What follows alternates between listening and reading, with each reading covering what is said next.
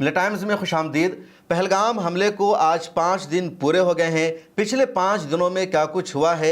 India نے پاکستان کے خلاف اب تک کیا ایکشن لیا ہے؟ پاکستان نے انڈیا کے خلاف اب تک کیا کارروائی کی ہے؟ دونوں ملکوں میں کس کا زیادہ نقصان ہو رہا ہے؟ دونوں ملکوں کی جنتا کیا کہہ رہی ہے؟ دنیا بھر کے دیشوں کا کیا رد عمل سامنے آیا ہے؟ اور یہ بھی جانیں گے کہ انڈین عوام انڈین میڈیا کے ہی خلاف کیوں ہیں؟ کیوں بھارتی میڈیا پر الزام لگ رہا ہے پاکستان کو سپورٹ کرنے کا، دہشت گردوں کو سپورٹ کرنے کا؟ پورا معاملہ اس ویڈیو میں جانیں گے۔ تو آئیے شروعات کرتے ہیں اور جانتے ہیں کہ اب تک کس نے کیا ایکشن لیا ہے۔ 22 اپریل کو جب پہلگام میں ٹیرر اٹیک ہوا تو ایجنسیوں نے فوراً کنفرم کر دیا کہ دہشت گردانہ حملہ پاکستان نے کرایا ہے۔ پاکستان سے 3 دہشت گرد سرحد پار کر کے آئے تھے۔ 200 کلومیٹر کا فاصلہ ان لوگوں نے طے کیا اور پہلگام میں عام شہریوں پر وزٹرز پر حملہ کر دیا، جس میں 26 کی ہلاکت ہو جاتی ہے، 20 سے زیادہ شدید زخمی بتائے گئے۔ 2000 وزٹرز تقریباً وہاں موجود تھے جن کو کشمیریوں نے اور وہاں کام کرنے والے لوگوں نے بچا لیا۔ اس کے بعد CCS کی میٹنگ ہوئی اور اس میٹنگ کے بعد بھارت سرکار نے پاکستان کے خلاف 5-6 بڑے فیصلے کیے، جس میں پاکستانیوں کو انڈیا چھوڑنے کے لیے کہا گیا۔ پاکستان کا جو ہائی کمیشن ہے اس کو محدود کر دیا گیا۔ جو سب سے بڑا فیصلہ انڈیا نے پاکستان کے خلاف لیا وہ سندھ طاس ایگریمنٹ کو ختم کرنا ہے۔ سندھ طاس معاہدے کو انڈیا نے سسپینڈ کرنے کا اعلان کیا، لیکن بعد میں ایکسپرٹ نے بتایا کہ اس فیصلے کا پاکستان پر کچھ بھی اثر نہیں پڑے گا۔ بڑے بڑے ماہرین نے اور پنڈتوں نے بھی آ کر کے کہا کہ انڈیا کا یہ جو فیصلہ ہے عوام کو بیوقوف بنانے والا ہے۔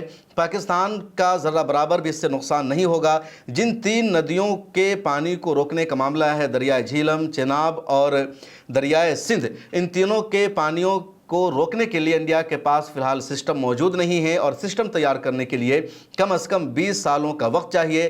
اب تک انڈیا 20% پانی اختیار کرنے کا مختار تھا، لیکن 20% پانی بھی انڈیا کی طرف سے ان ندیوں کا استعمال نہیں کیا جا رہا تھا، یہ ایکسپرٹ کا ماننا ہے۔ پاکستان کی طرف سے بھی کہا گیا کہ اس معاہدے کا ہم پر کچھ بھی اثر نہیں ہونے والا ہے، اور انڈیا اس معاہدے کو اپنی طرف سے ختم بھی نہیں کر سکتا ہے۔ ورلڈ بینک کی نگرانی میں معاہدہ ہوا تھا اور عالمی طاقتوں کا اس معاہدے کے پیچھے ہاتھ ہے، اس لیے انڈیا اپنی طرف سے اس کو ختم نہیں کر سکتا۔ BBC نے بھی تجزیہ کر کے بتایا کہ اس معاہدے کے سسپینشن کا مطلب صرف اتنا ہے کہ دونوں طرف کے افسران کی جو میٹنگ ہوتی تھی، جس میں رپورٹ ایک دوسرے کو شیئر کی جاتی تھی کہ پانی کی جو سطح ہے کتنی ہے، انڈیا نے کتنا پانی استعمال کیا، پاکستان نے کتنا پانی استعمال کیا، کس نے پانی کا استعمال کس مقصد کے لیے کیا ہے، وہ رپورٹ اب ایک دوسرے کو شیئر نہیں کی جائے گی، ایک دوسرے کو رپورٹ نہیں پیش کی جائے گی۔ اس کے علاوہ پانی کو روکنے کا کوئی سوال نہیں بنتا، نہ پاسبل ہے، نہ پاکستان پر اس کا اثر پڑنے والا ہے۔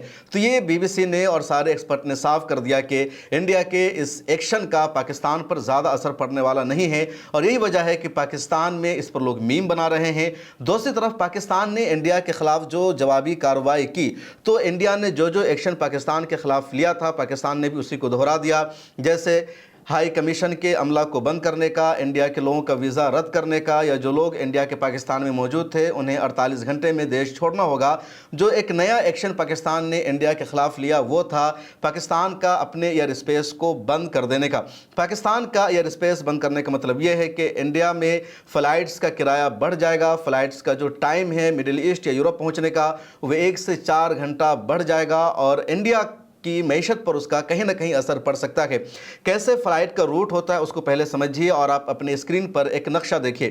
یہ نقشہ ہے پہلے کا جو فلائٹ کا روٹ تھا۔ جیسے دلی سے کوئی فلائٹ دبئی جا رہی ہے تو دلی سے نکلنے کے بعد وہ فلائٹ سیدھے پاکستان کی سرحد میں داخل ہو جاتی تھی، اور پاکستان کے ایئر اسپیس میں تقریباً دبئی جانے والی فلائٹ 2 گھنٹے تک ہوتی ہے۔ اس کے بعد پھر وہ پاکستان کے ایئر اسپیس سے نکل کر کے ایران کی سرحد میں داخل ہوتی ہے، پھر دبئی آ جاتا ہے، یا اسی طرح جدہ جانے کا معاملہ ہے، یا دوسرے ملکوں میں جانے کا معاملہ ہے۔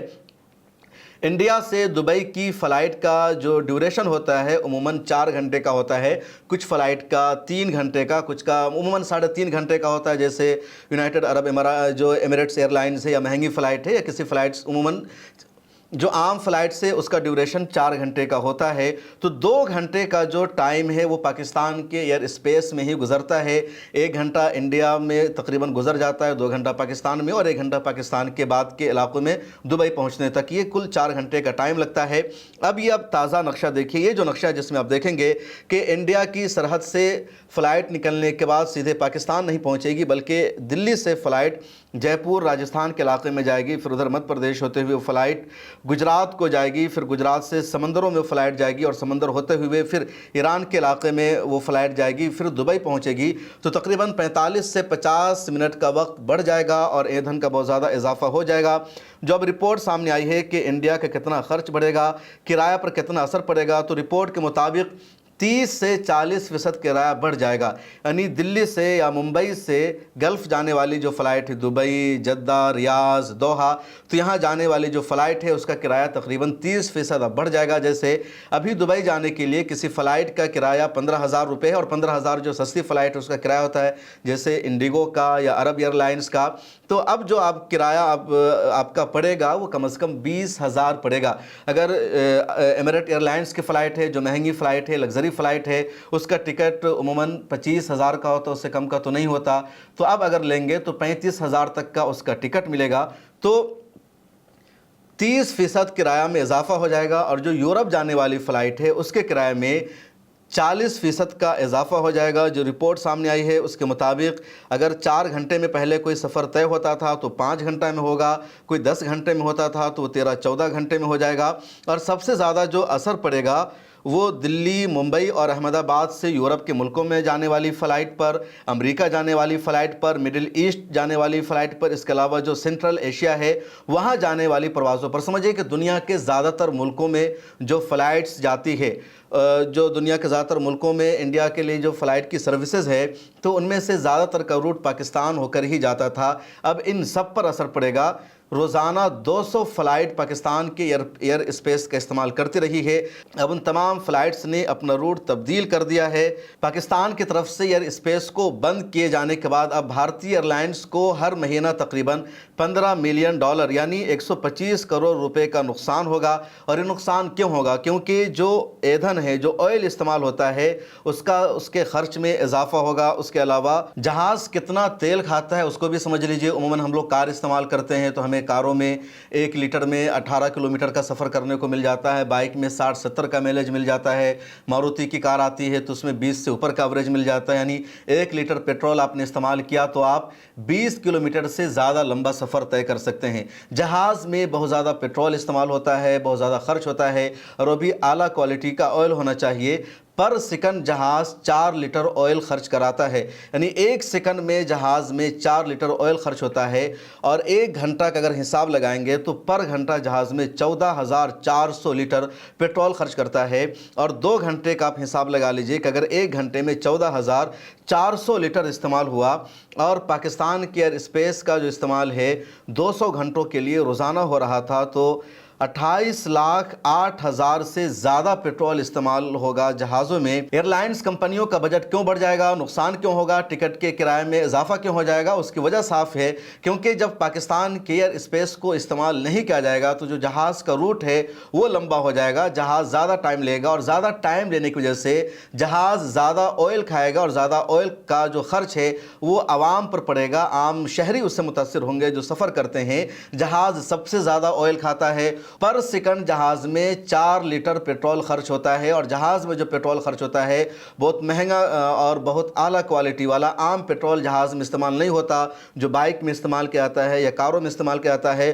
तो आप समझिए कि अगर 1 सेकंड में जहाज़ में 4 लीटर ऑयल खर्च होता है तो इस एतबार से जहाज़ में 1 घंटे में 14,400 लीटर पेट्रोल खर्च होगा। और इसको आप 200 घंटों से जोड़ लीजिए, क्योंकि इंडियन एयरलाइंस पाकिस्तान के एयर स्पेस का इस्तेमाल कम से कम 2 घंटों के लिए करती है, यानी 2 घंटे का दौरानिया पाकिस्तान में सर्फ होता है इंडियन एयरलाइंस का अमेरिका जाने के लिए, यूरोप जाने के लिए या सऊदी अरब जाने के लिए।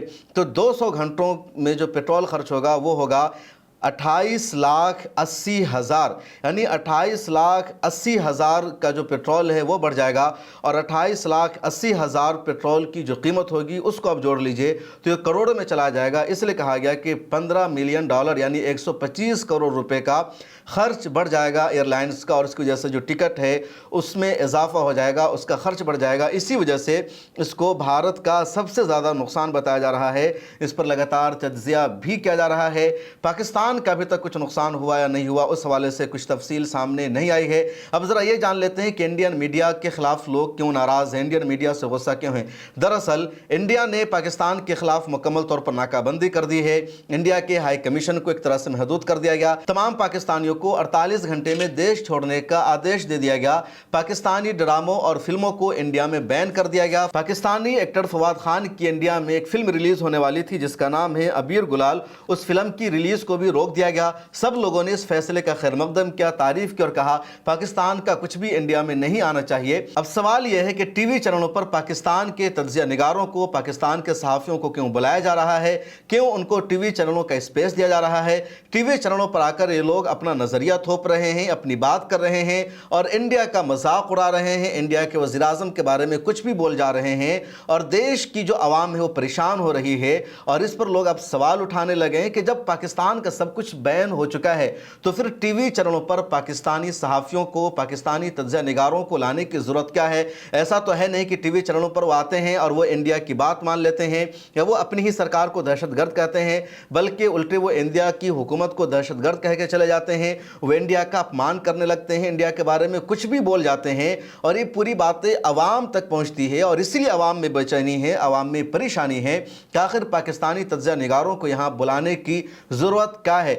और इन सब के पीछे जो एजेंडा है, इन सब के पीछे जो मकसद है वो सिर्फ इतना कि टीआरपी बढ़े, दो लोग आपस में लड़े, पाकिस्तानी सहाफ़ी को टीवी चैनल पर लाया जाए, उसके मुकाबले में बीजेपी के किसी इंडियन को दिखा दिया जाए और दोनों को फुल स्क्रीन पर रखा जाए। एक तरफ पाकिस्तानी तज्जिया निगार, दूसरी तरफ इंडिया तज्जिया निगार, बीच में वाइस वर्सा लिख दिया जाए कि देखो दोनों एक दूसरे के खिलाफ कितना लड़ रहे हैं, इंडिया पाकिस्तान वालों को किस तरह बोल रहा है, पाकिस्तानी इंडियन को किस तरह बोल रहा है और उनके व्यूज़ बढ़े, उनकी टीआरपी बढ़े। कई मरतबा जो एंकर हैं वो खुद पाकिस्तानी तज्जिया निगार को खूब डांट लगाने का काम करते हैं, बदले में एंकर को भी डांट लगा दिया जाता है और उनको ये लगता है कि हमने पाकिस्तान से बदला ले लिया। दरअसल बदला नहीं लिया जा रहा है, बल्कि इस तरह करके पाकिस्तान के नैरेटिव को इंडिया में घुसाया जा रहा है। पाकिस्तान जो कुछ सोच रहा है उसको आगे बढ़ाया जा रहा है, जिसके खिलाफ यहाँ की आवाम, जिसको पसंद नहीं किया जा रहा है।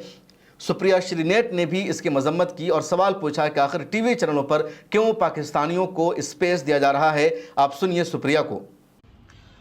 पाकिस्तान के मंत्री तो अपनी हैसियत से ज्यादा बोल रहे हैं, लेकिन उनके यहाँ के ये जो बददिमाग, बदजुबान, भोंडे प्रवक्ता हमारे टीवी चैनलों पर बोल रहे हैं, उनको हम बकवास क्यों करने दे रहे हैं। पिछले 96 घंटे, पिछले 4 दिनों से मन में बार बार एक सवाल कौंध रहा है और वो सवाल ये है कि हमने पाकिस्तानी आर्टिस्ट्स पर, पाकिस्तानी स्पोर्ट्स पर्सन्स पर प्रतिबंध लगाया और इससे मुझे कोई दिक्कत नहीं है। ये होना चाहिए और इसलिए होना चाहिए क्योंकि पाकिस्तान अपनी सरजमी पर हिंदुस्तान के खिलाफ जो ताकतें हैं उनको पनपने के लिए शरण देता है, तो बिल्कुल ऐसा किया जाना चाहिए। फिर इन भोंडे प्रवक्ताओं को, इन बदजुबान लोगों को हमारा मंच क्यों दिया जा रहा है।